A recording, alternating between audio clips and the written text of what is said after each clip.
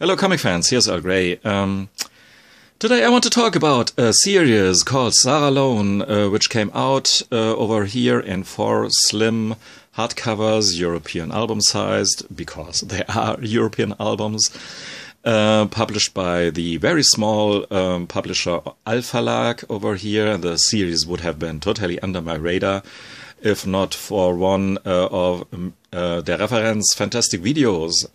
And yeah, so thank you. I had a blast reading these 4 albums here, and I want to talk about them, especially since Behemoth, or now they're calling themselves Sumerian, is republishing or translating the stuff here in English. So you can read the stuff in English in 4 comic issues, which is great. So the original publication rhythm is the same, or the narration rhythm, if you will. 48 pages, I guess, in each comic book. Great thing, oversized issues. Not so great, obviously, always the same stuff, the format. I mean, really, you can't publish these books here in this format. And Behemoth or Sumerian, I guess they kept their a bit smaller format. So you have this size here for a comic that was intended to be printed and read in this size here. And this is, of course, yeah, brutal. And you will see lots of these panels with the art, which doesn't blow your mind away from the get-go, but has lots of details that you will love when you see these stories here. Because David Morancho is an amazing artist, and he is one of these guys who doesn't, he doesn't shoot fireworks at you. He has a very modest, serviceable art, and transports the story fantastic. And a lot of the stuff here, these essays in the beginning of the first album, and in the end we have similar stuff as well.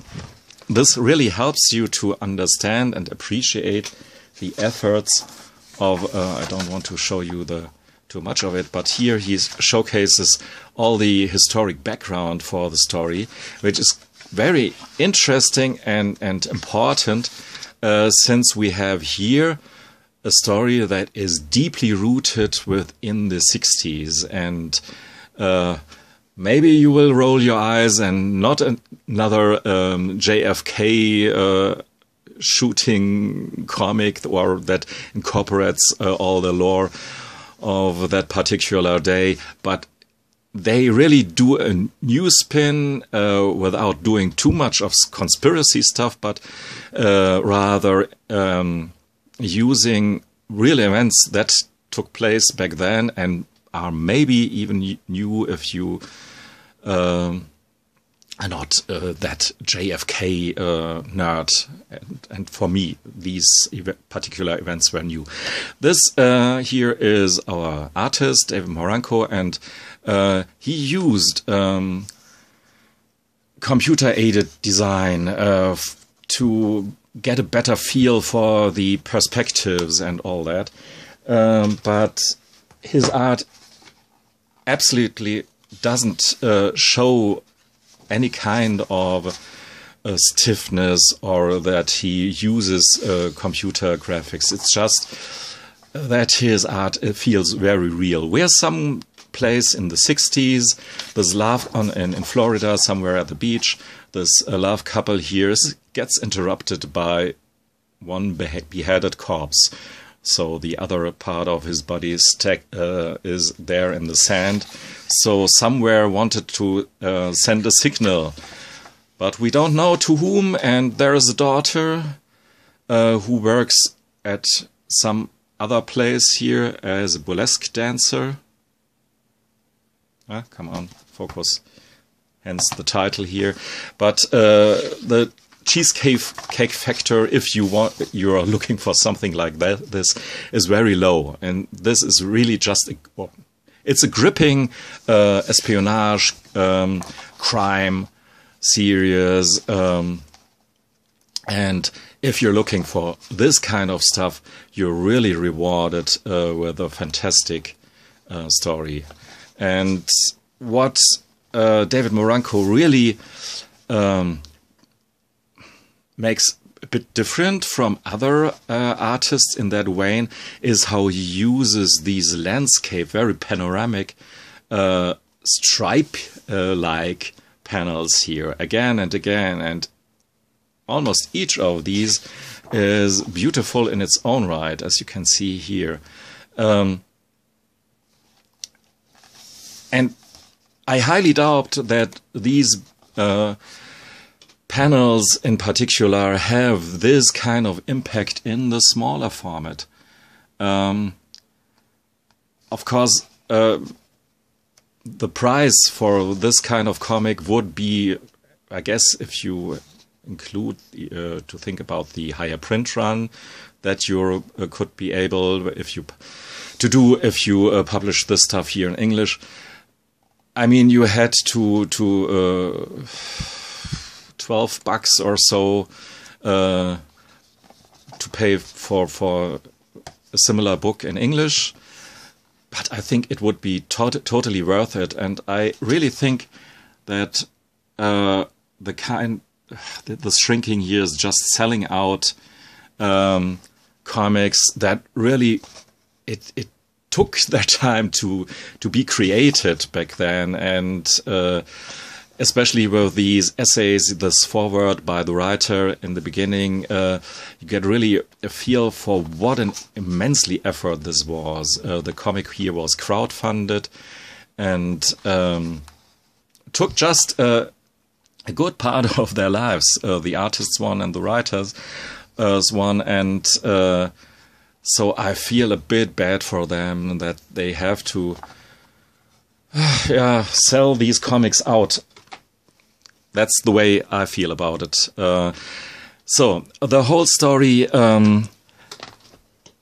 spins really a bigger picture of the world in the of the America in the 60s, but goes way back to, I guess, the 16th century and to World War II, and is rooted really in realistic events and is well researched. And yeah, and look at this cover here. I mean, you don't want to have this cover here in a smaller format.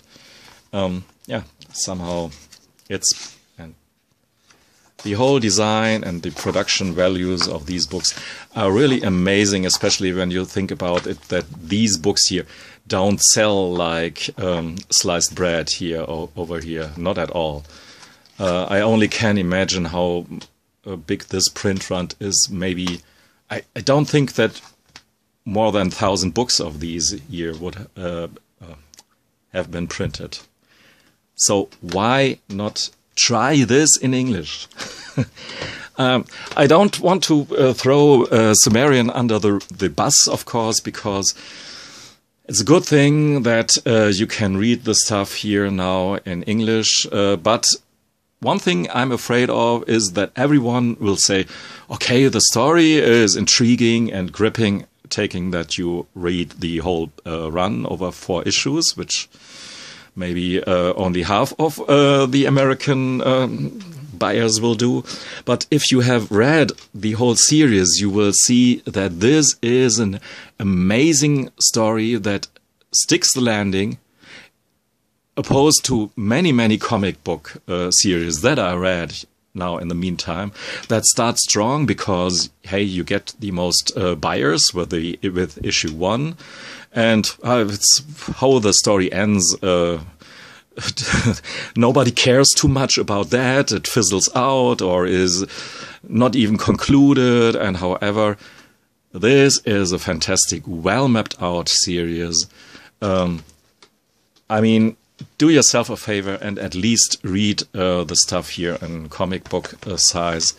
And maybe you have better eyes than mine and you will enjoy this here. And I didn't put these books here aside of the Sara Lone books for nothing, because, yeah, the story reminded me a lot of 13 by William Vance, and the writer Jean Van Am did a video about the series, so I don't have to showcase the stuff here. And same with Lady S, written by the same author, Jean Van Am, art by Philippe Aymon, with a female character. So this story here reminded me even more, a bit more of Sara Lone. But these stories here ran over, this is volume 4, now we are at volume 6, and almost the same with Lady S.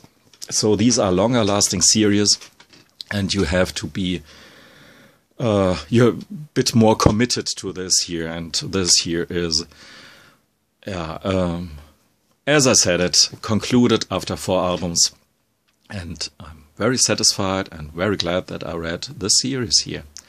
Thanks for listening and watching. Goodbye.